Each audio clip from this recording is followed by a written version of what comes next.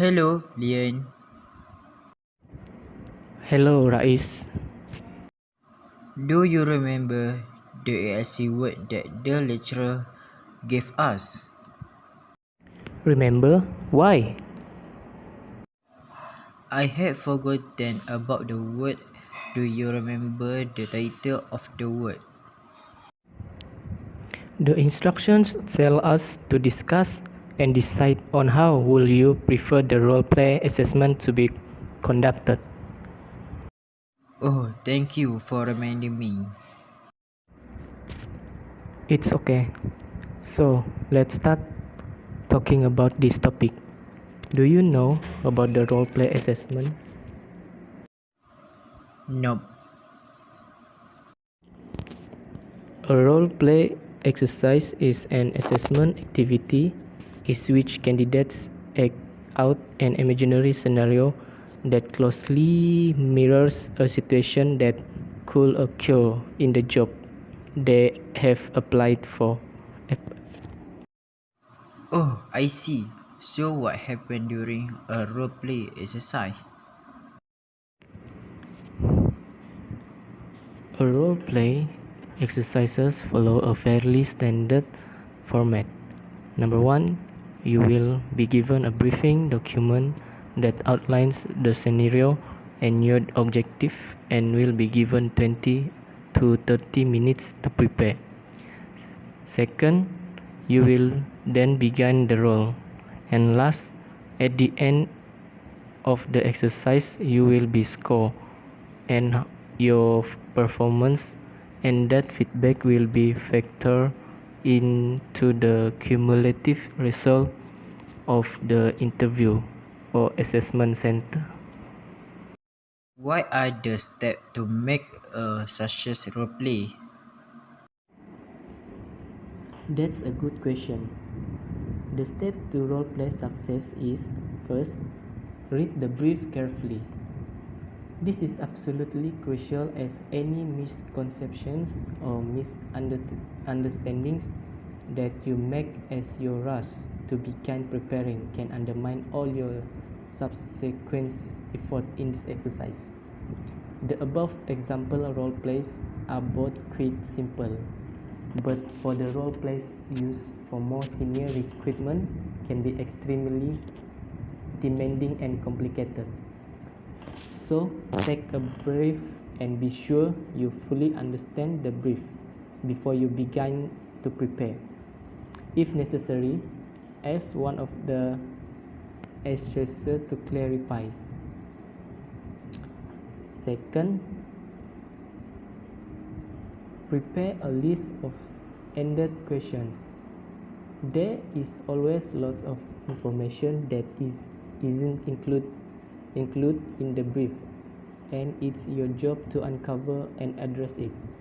Questions that start like this are worth their weight in gold, like tell me about, can you expand on, and could you talk to me about?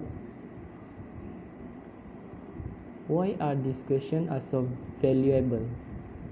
They give you the most important things you are seeking in this exercise: more information and clarity. In most role plays, there are often lots of relevance and important details that not included in the brief. Some details are deliberately omitted as this ensures the role play has headroom to develop and also allows the assessor to keep it the candidate can think on their feet. The next, prepare your bookends. Bookends are pre-prepared opening and closing statement. Having a pre-planned opening statement, just a few sentences will help you settle down and relax into the exercise, and also ensure you make a confident first impression on the assessor. Similarly, a strong closing statement will wrap things up well and leave a favorable lasting impression of you. Number 4, Prepare a skeleton structure, but keep everything flexible.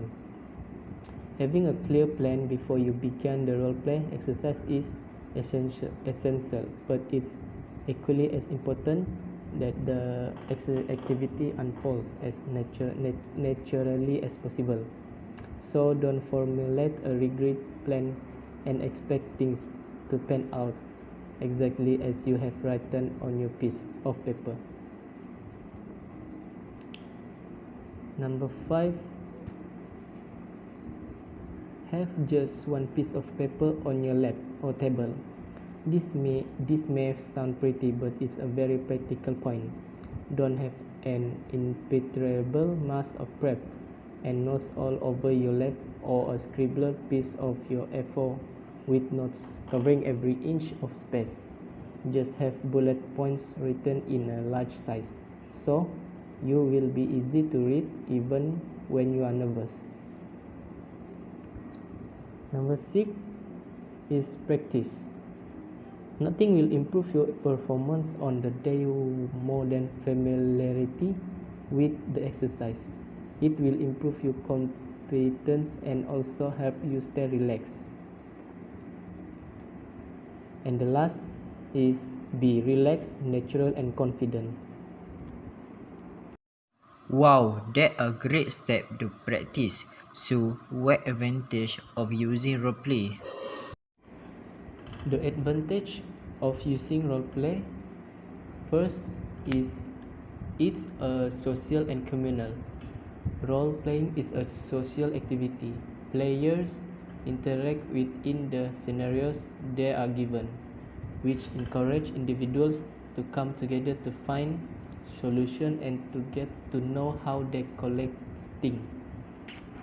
Because role-play training sessions have this communal atmosphere, it's not only the trainer who can give feedback.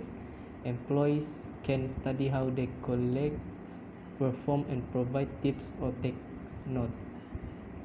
Secondly is prepare for real life. In some cases, role-playing can prepare groups for scenarios that occur in real life. Not only does this exercise offer staff a glimpse of the situations they may encounter, but participants also receive feedback on how they have performed. The group can discuss ways to potentially resolve the situation, and participants leave with as much information as possible, resulting in more efficient handling of similar real-life scenarios. And last is indicates current skill level. When an individual participates in a role-playing scenario, she is demonstrating the way that she will actually handle a similar situation in real life. Role-playing allows much of the hypothetical nature of training to be removed, so that the leader of the season can see how staff react and can make notes on each employee's level of competence. Trainers can work with individuals on their particular weakness. Oh, this is complete information that you give. Thank you, Leon. You are welcome.